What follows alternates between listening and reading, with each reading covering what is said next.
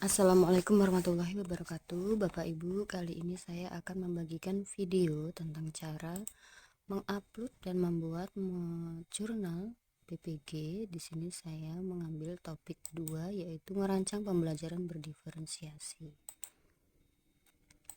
Pertama kita buka ruang GTK. Di sini saya sudah menyelesaikan semua topik dalam pembelajaran mendalam dan asesmen umum. Nah, di sini sudah ada tercentang hijau semua ya Bapak Ibu. Saya memilih yang merancang pembelajaran berdiferensiasi.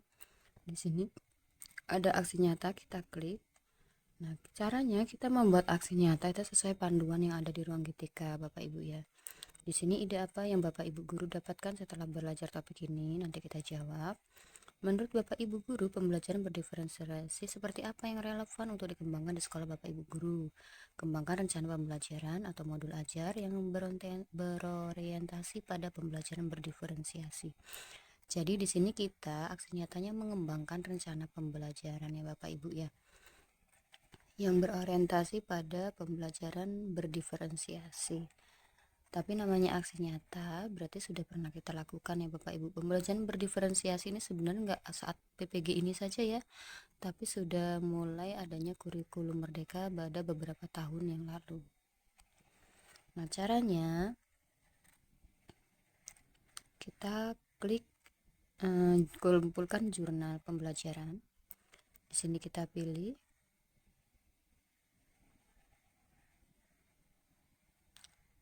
rincian. Pilihlah satu aksi nyata terbaik versi Anda untuk diunggah di jurnal. Nah, di sini aksi nyata, yakin puas dengan aksi nyata ini. Aksinya Anda lebih senang dengan aksi nyata tugas tersebut. Anda lebih bisa memaknai aksi nyata tersebut. Nah, ini terbaik versi kita ya Bapak Ibu ya. Tidak ada benar salah dalam memilih aksi nyata selama aksi nyata tersebut terbaik versi Anda. Jadi jangan bingung Bapak Ibu ya. Kemudian di sini ketentuan mengunggahnya menyertakan salah satu dokumen aksi nyata dari pilihan.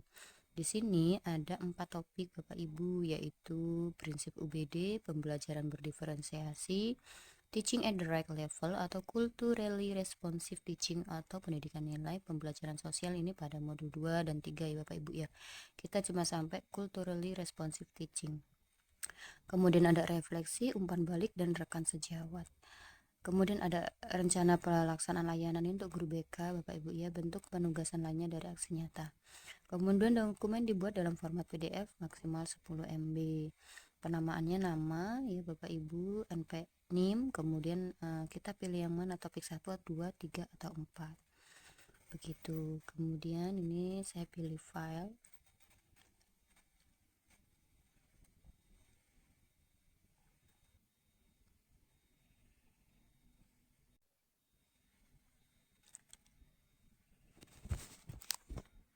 Pilih file.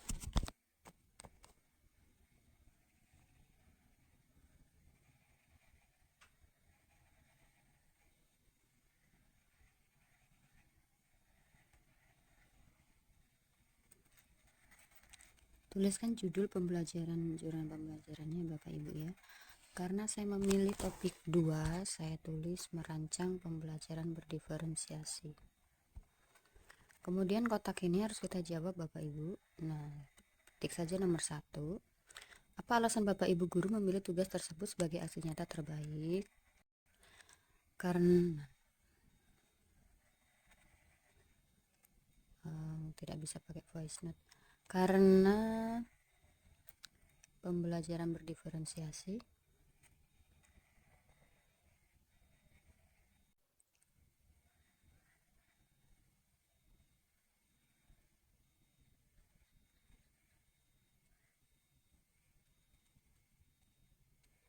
Nah, di sini saya jawab karena pembelajaran berdiferensiasi sesuai dengan kebutuhan belajar peserta didik dan kurikulum merdeka. Nomor 2, silakan Bapak Ibu jawab sesuai pemikiran Bapak Ibu ya. Mintalah umpan balik secara tertulis kepada teman sejawat tentang tugas yang dipilih. Boleh ditulis langsung di kertas, boleh kemudian lewat Google Form, boleh Bapak Ibu ya. Ketikkan saja saya sudah meminta umpan balik. Umpan balik kepada kepala sekolah ya dan rekan sejawat.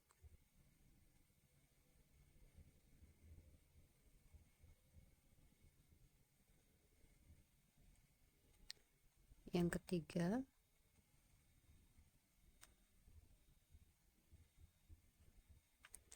apakah aksi nyata yang Bapak Ibu pilih memenuhi prinsip pembelajaran mendalam? Menurut saya memenuhi, karena pembelajaran berdiferensiasi bertujuan untuk memaksimalkan potensi peserta didik dengan cara belajar sesuai dengan kebutuhan belajar peserta didik, sehingga tercipta pembelajaran yang bermakna dan menyenangkan. Nah, ini sudah kita ke refleksi Bapak Ibu, ada 4 pertanyaan, ini juga kita harus jawab Bapak Ibu ya. 1. Apa hal yang menarik dari yang Bapak Ibu temukan saat mengerjakan tugas aksi nyata terpilih? Yang menarik menurut saya ya Bapak Ibu, yang menarik menurut saya saat membuat LKPD, karena harus sesuai dengan gaya kebutuhan belajar peserta didik. Jika berdiferensiasi ada 3, berarti Bapak itu tipe model LKPD-nya atau hasilnya nanti. Di antara prinsip belajar mendalam, berkesadaran, bermakna, dan mengembirakan, prinsip mana yang paling nampak dan prinsip mana yang belum nampak? Prinsip yang paling nampak yaitu pembelajaran yang menyenangkan.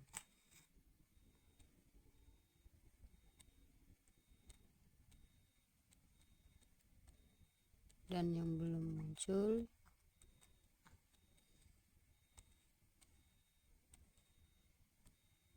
adalah berkesadaran. Berkesadaran ini siswa berkesadaran, sadar dengan sepenuh hati bahwa belajar itu adalah penting ya. Itu kadang-kadang siswa belum muncul sifat seperti itu. Sadar dari dirinya sendiri bahwa dia ingin belajar, dia perlu mempelajari pelajaran A, B, dan C. Apa tantangan Bapak Ibu hadapi dalam mengerjakan tugas nyata ini? Tantangan saya yaitu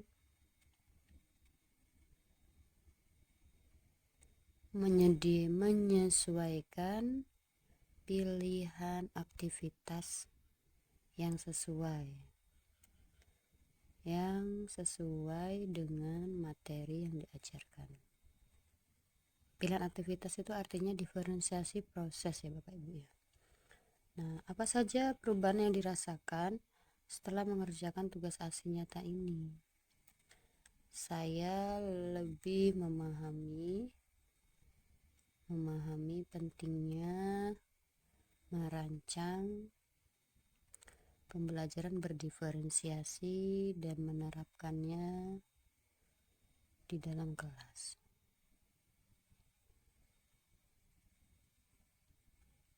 Kalau sudah kita centang-centang Bapak Ibu, kita kumpulkan.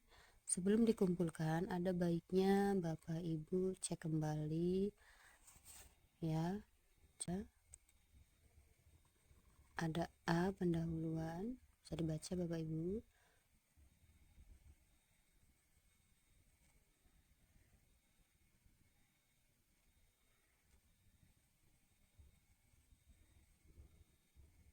Kemudian ada aksi nyata. Aksi nyata tadi ada pertanyaan yang di dalam ruang GTK itu Bapak Ibu ya, kita jawab saja. Ide apa yang Bapak Ibu guru dapatkan setelah belajar topik ini? Saya mendapatkan ide untuk membuat perencanaan pembelajaran berdiferensiasi di kelas saya. Nah, menurut Bapak Ibu guru, pembelajaran berdiferensiasi seperti apa yang relevan untuk dikembangkan di sekolah? Kembangkan rencana pembelajaran yang berorientasi pada pembelajaran peserta didik. Pembelajaran berdiferensiasi yang relevan untuk dikembangkan sekolah saya itu berdasarkan kesiapan belajar, minat, dan gaya belajar peserta didik di kelas. Itu jawaban saya Bapak Ibu ya. Kemudian di sini ada modulnya. Di sini contoh pelajaran IPA kelas 4 semester ganjil, ini lupa dikasih semester Bapak Ibu ya. Kompetensi awal mengidentifikasikan, itu salah menulis mengidentifikasikan ya. Bagian tumbuh-tumbuhan dan diskusinya, ada profil Pancasila, sarana dan prasarana, target peserta didik, model pembelajaran, ada 2 komponen, ada informasi umum, komponen inti dan lampiran Bapak Ibu ya di dalam merancang modul ajar. Kemudian ada tujuan, ada asesmen, pemahaman bermakna, pertanyaan pemantik. Di sini ada kegiatan pembelajaran, kegiatan pendahuluan seperti biasanya Bapak Ibu, berdoa, mengajak kehadiran, persepsi, pertanyaan pemantik, menyampaikan tujuan pembelajaran. Ada kegiatan inti yaitu ada tes asesmen diagnostik non kognitif ya Bapak Ibu, sehingga saya dapat mengelompokkan kelas itu ke dalam kelompok visual, auditory, dan kinestetik.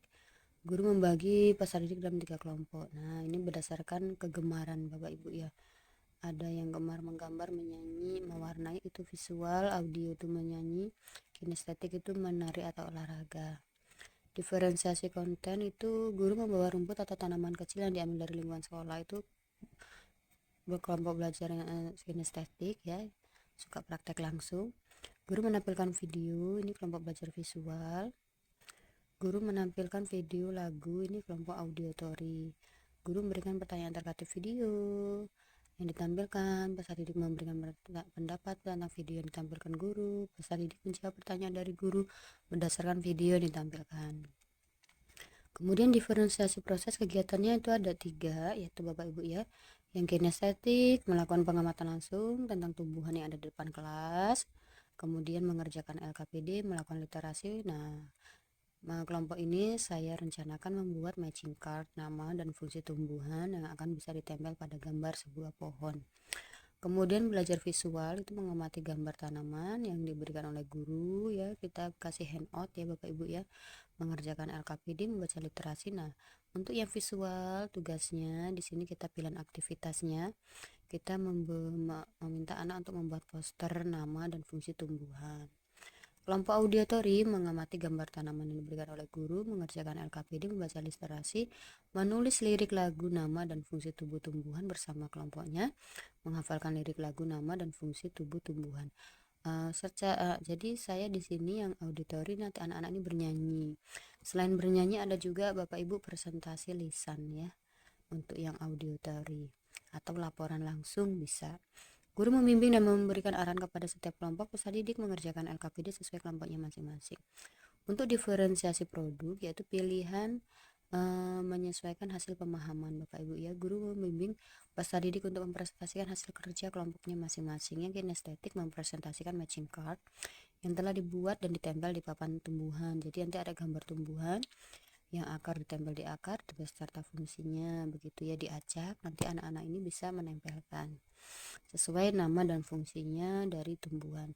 Yang visual mempresentasikan poster yang telah dibuat ya. Yang auditory menyanyikan lagu fungsi tubuh tumbuhan bersama kelompoknya sambil menunjukkan gambar bagian tubuh tumbuhan sesuai lirik lagu yang dinyanyikan. Jika nyanyikan akar, mereka akan menunjukkan akar, begitu Bapak Ibu. Peserta didik dan guru saling bertanya jawab tentang hasil presentasi setiap kelompok. Guru memberikan penguatan materi pelajaran hari ini. Nah, ini kegiatan penutup seperti biasanya, bisa dibaca Bapak Ibu. Kemudian ada lampiran LKPD, pengayaan remedial, bahan bacaan, glosarium, daftar pustaka. Nah, ini untuk TTD sama saja ya Bapak Ibu ya. Nah, yang paling penting di sini Bapak Ibu refleksinya harus 300 kata minimal ya. Ini bisa dibaca Bapak Ibu. Setelah mempelajari topik tentang pembelajaran berdiferensiasi, saya mendapatkan pemahaman bahwa setiap peserta didik memiliki kebutuhan belajar yang berbeda. Setiap peserta didik memiliki keunikan dan potensi yang berbeda-beda, baik dari sisi kesiapan belajar, minat maupun profil belajar. Sebagai guru, saya harus mampu merancang kegiatan pembelajaran yang mampu mengakomodasi perbedaan-perbedaan tersebut, agar seluruh peserta didik dapat mencapai tujuan pembelajaran yang maksimal dan berpusat kepada peserta didik. Sebagai guru 14 kelas 4 SD yang mengimplementasikan kurikulum Merdeka, saya menyadari bahwa setiap peserta didik itu memiliki keberagaman, kebutuhan, dan karakteristik yang berbeda-beda. Nah, ini bisa dibaca lagi Bapak Ibu ya.